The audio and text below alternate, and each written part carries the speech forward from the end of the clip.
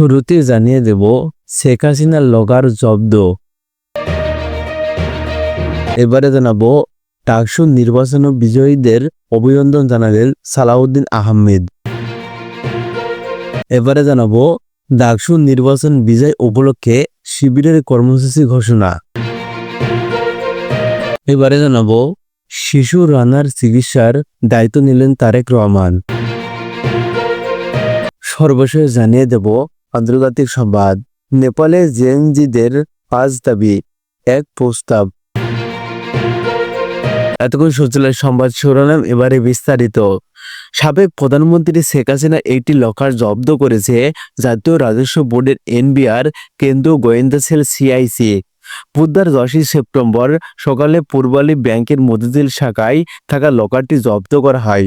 সিআইসির মহাপরিচালক আহসান হাবিব এই তথ্য নিশ্চিত করেছেন। তিনি জানিয়েছেন, সাবেক প্রধানমন্ত্রী শেখ হাসিনার নামে পূবালী ব্যাংকের সেনা কল্যাণ ভবনে অবস্থিত একটি লকারের সন্ধান পাওয়া গেছে।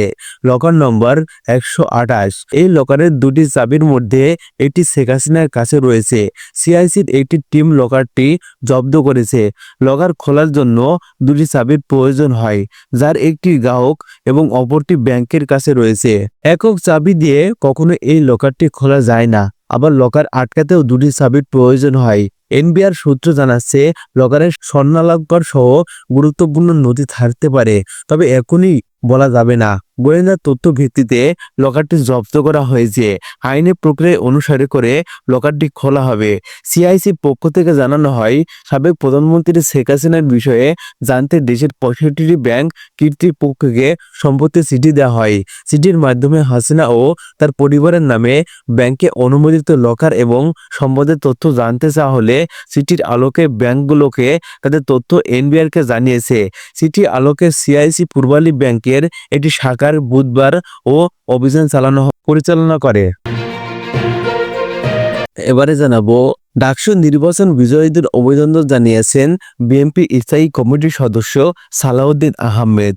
বুধবার 10 সেপ্টেম্বর জাতীয়বাদী মহিলা দলের 47তম প্রতিষ্ঠা বার্ষিকী উপলক্ষে রাজধানীর ডিপ্লোমা ইঞ্জিনিয়ার্স ইনস্টিটিউশনে আয়োজন আলোচনা সভায় বক্তব্য দেওয়ার সময় তিনি এই অভিনন্দন জানান। সালাউদ্দিন আহমেদ বলেন, ডাকসুতে যারা বিজয়ী হয়েছে তাদের অভিনন্দন জানাই। এটা গণতন্ত্রের রীতি। গণতন্ত্রের রীতি হবে সবাইকে অভিনন্দন জানানো। কিছু ত্রুটি বিচ্যুত হয়েছে, যেহেতু বহুদিন পর নির্বাচন হয়েছে। তিনি বলেন, ডাকসু চাকসু যাই হোক, এখানকার বিজয়ীদের কেউ কেউ বড় রাজনীতিবিদ হয়েছেন, কিন্তু অনেকেই এখনো সংগ্রাম করে যাচ্ছেন। এটাই হচ্ছে শিক্ষা অঙ্গনের রাজনীতির সঙ্গে জাতীয় রাজনীতির পোস্টমর্টম। বিএনপি স্থায়ী কমিটির সদস্য বলেন, আমার মতে বাংলাদেশের ইসলামী ছাত্র শিবির ডাকসু ভোটে অংশগ্রহণ করেনি। ঐক্যবদ্ধ শিক্ষার্থী জোটকে অভিনন্দন। ডাকসু নির্বাচন জাতীয় রাজনীতি কেমন প্রভাব ফেলবে এর প্রসঙ্গে সালাউদ্দিন আহমেদ বলেন, বড় দল ছাড়া ডাকসু নির্বাচিতরা রাজনীতিতে ভালো করতে পারেনি। তিনি বলেন, ছাত্র রাজনীতি চালু রাখতে হবে ক্যাম্পাসে, তবে ফ্যাসিবাদ যারা করেছে তেমন রাজনীতি যাতে না হয় সেদিকেও খেয়াল রাখার কথা বলেন বিএনপির এই জ্যেষ্ঠ নেতা। আগামীতে বিএনপির ক্ষমতায় আসলে সংসদে নারী আসন বৃদ্ধি করা হবে বলেও তিনি জানান। এবারে জানাবো ঢাকা বিশ্ববিদ্যালয় কেন্দ্রীয় ছাত্র সংসদ ডাকসু হল সংসদ নির্বাচনে 2025 ফলাফল পরবর্তী 2 দিন ব্যাপী কর্মসূচি ঘোষণা করেছে বাংলাদেশ ইসলামী ছাত্র শিবির। বুধবার 10 সেপ্টেম্বর এক বিজ্ঞপ্তিতে ছাত্র শিবিরের কেন্দ্রীয় সভাপতি জাহিদুল ইসলাম এই কর্মসূচি ঘোষণা করেন।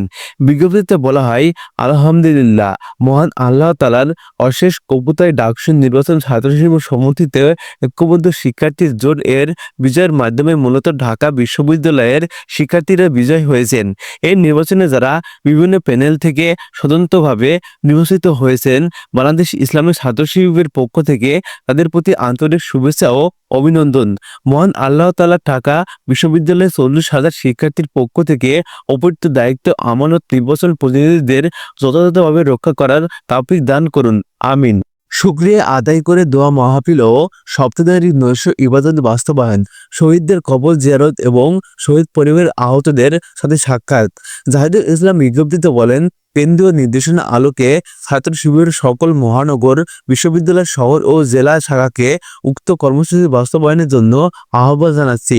পাশাপাশি কোনো ধরনের আনন্দ মিছিল, শোভাযাত্রা বা র্যালি আয়োজন থেকে বিরত থাকার অনুরোধ করছি। রাব্বে কারিম আমাদের সকল ছাত্রতা এবং দিনের জন্য কবুল করুন, আমিন। এবারে জানাবো অক্সিপিটাল এনকিফালোক্সিল নামক বিরল রোগে আক্রান্ত শিশু রানার পাশে বিএনপির ভারপ্রাপ্ত চেয়ারম্যান তারেক রহমান নির্দেশে অক্সিপিটাল এনকিফালোক্সিল রোগে আক্রান্ত শিশু রানাকে শনিবার 7 September national institute of neuroscience হাসপাতালে দেখতে যান বিএনপির স্বাস্থ্য বিষয়ক সহ সম্পাদক ডাক্তার পারভেজ রেজা কাকন। এ সময় উপস্থিত ছিলেন ন্যাশনাল ইনস্টিটিউট অব নিউরোসায়েন্স হাসপাতালের ড্যাব এর কোষাধ্যক্ষ ডাক্তার AZM সাইফুদ্দিন বাবু, অধ্যাপক বিষয়ক সম্পাদক doctor Kazi Shah Bulbul Islam, national institute of cancer research and hospital DAB এর কার্যকরী সদস্য ডাক্তার মোহাম্মদ আবদুল্লাহ আল মতিন, বেসরকারি মেডিকেল ডেন্টাল কলেজ হাসপাতালের সহ সম্পাদক ডাক্তার রাসেল হোসেন, হাসপাতাল নেতা ইফতেখার খান তালুকদার ও ডাক্তার সজীব সরকার। সর্বশেষ জানিয়ে দেব আন্তর্জাতিক সংবাদ। নেপালে গত 3 দিন ধরে চলমান সহিংস বিদেশটির কয়েক দশকের মধ্যে সবচেয়ে ভয়াবহ অশান্তি রূপ নিয়েছে। দুর্নীতির বিরুদ্ধে শুরু হওয়া বিক্ষোভ এখন অগ্নিসংযোগ ও সহিংসতায় রূপান্তরিত হয়েছে। তরুণ প্রজন্ম এবং জেন জি নেতৃত্বাধীন এই বিক্ষোভদের নেতারা বলেছেন তাদের আন্দোলন সুযোগ সন্ধানীদের দ্বারা ছিনতাই করা হয়েছে। ভারতীয় সংবাদ মাধ্যম এনডিটিভি এক প্রতিবেদন জানিয়েছে বুধবার 10 সেপ্টেম্বর জেন বিক্ষোভকারীরা তাদের দাবিগুলো স্পষ্ট করতে এটি ভার্চুয়ালি সভা করেন। তাদের মূল দাবিগুলো হলো হিন্দু রাষ্ট্র ঘোষণা। 2008 সালের আগে নেপাল ছিল হিন্দু রাষ্ট্র। বিক্ষোভকারীদের একাংশ এবং অবস্থানে ফিরে যাওয়ার দাবি জানিয়েছেন, যদি এটি মূলধারা দাবি নয়। KP শর্মা ওলির গ্রেপ্তার, দুর্নীতি, সহিংস দমন পীড়ন অভিযানগুলির বিরুদ্ধে ব্যবস্থা নেওয়ার দাবি। প্রধানমন্ত্রীর মেয়াদ সমীকরণ, কোনো ব্যক্তি 2 মেয়াদের বেশি প্রধানমন্ত্রী হতে পারবে না। দুর্নীতি স্বজন প্রতি অবসান, রাজনীতিবিদদের সম্পদের স্বচ্ছ তদন্ত এবং তরুণদের জন্য শাসন ব্যবস্থায় অংশগ্রহণের সুযোগ। বাক স্বাধীনতা পুনরুদ্ধার, সামাজিক যোগাযোগ মাধ্যমের উপর নিষেধাজ্ঞা তুলে নেওয়া এবং বাক স্বাধীনতা নিশ্চিত করা। সুশীল কার্কির নেতৃত্বে অন্তর্বর্তী সরকার, কার্কির নেতৃত্বে একটি নিরপেক্ষ সরকার গঠনের প্রস্তাব। বিক্ষোভকারীদের প্রতিনিধি রেহান রাজ দক্কল জানিয়েছেন তারা সুশীল কার্কি অন্তর্বর্তী সরকারের প্রধান হিসেবে প্রস্তাব করেছে। সুশীল কার্কি নেপালের সুপ্রিম কোর্টের প্রথম একমাত্র নারী প্রধান বিচারপতি হিসেবে 2016 সাল থেকে 2017 সাল পর্যন্ত দায়িত্ব পালন করেছিলেন এবং তিনি একজন জনপ্রিয় ব্যক্তি হিসেবে পরিচিত। 4 সেপ্টেম্বর থেকে নেপালের সরকার 26টি সামাজিক যোগাযোগ মাধ্যম প্ল্যাটফর্ম নিষেধাজ্ঞা করার পর থেকে তরুণদের মধ্যে ক্ষোভ বাড়তে থাকে।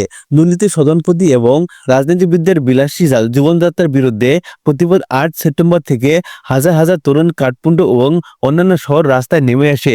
সরকার এই নিষেধাজ্ঞা প্রত্যাহার করলেও বিক্ষোভ থামেনি। 9 সেপ্টেম্বর পরিস্থিতি আরও উত্তপ্ত হয় যখন বিক্ষোভকারীরা পার্লামেন্ট, সুপ্রিম কোর্ট এবং প্রধানমন্ত্রীর বাসভবন আগুন ধরিয়ে দেয়। ওই দিন প্রধানমন্ত্রী ওলি পদত্যাগ করেন এবং সেনাবাহিনী হেলিকপ্টার করে পালিয়ে যাওয়ার খবর পাওয়া যায়। সেনাবাহিনী কাঠমান্ডুর নিয়ন্ত্রণ নেয় এবং ত্রিভুবন আন্তর্জাতিক বিমানবন্দর বন্ধ করে দেওয়া হয়। বিক্ষোভে এখন পর্যন্ত আহত 30 জন, নিহত এবং 400-এর বেশি আহত হয়েছেন। সেনাবাহিনী দেশব্যাপী কারফিউ জারি করেছে। জিনজের নেতৃত্বে সুশীল কার্কির নেতৃত্বে শান্তিপূর্ণ কর্ণাধিকার এবং 1 বছরের মধ্যে নির্বাচনের পরিকল্পনা করছে। তবে জেল থেকে হাজার বেশি বন্দী পালানো এবং চলমান অগ্নিসংযোগ পরিস্থিতি আরও জটিল করেছে। ভারতের সীমান্তের নিরাপত্তা জোরদার করেছে এবং ভারতীয় এয়ারলাইন্স ফ্লাইট বাতিল করেছে। জাতিসংঘ হিউম্যান রাইটস ওয়াচ পুলিশের মাত্রা অতিরিক্ত বল প্রয়োগের নিন্দা জানিয়েছে। পরিস্থিতি এখনও অস্থিতিশীল এবং আগামী দিনগুলোতে কার্কির নেতৃত্বে অন্তর্বর্তী সরকার গঠন হলে পরিস্থিতি স্থিতিশীল হতে পারে বলে ধারণা করা হচ্ছে।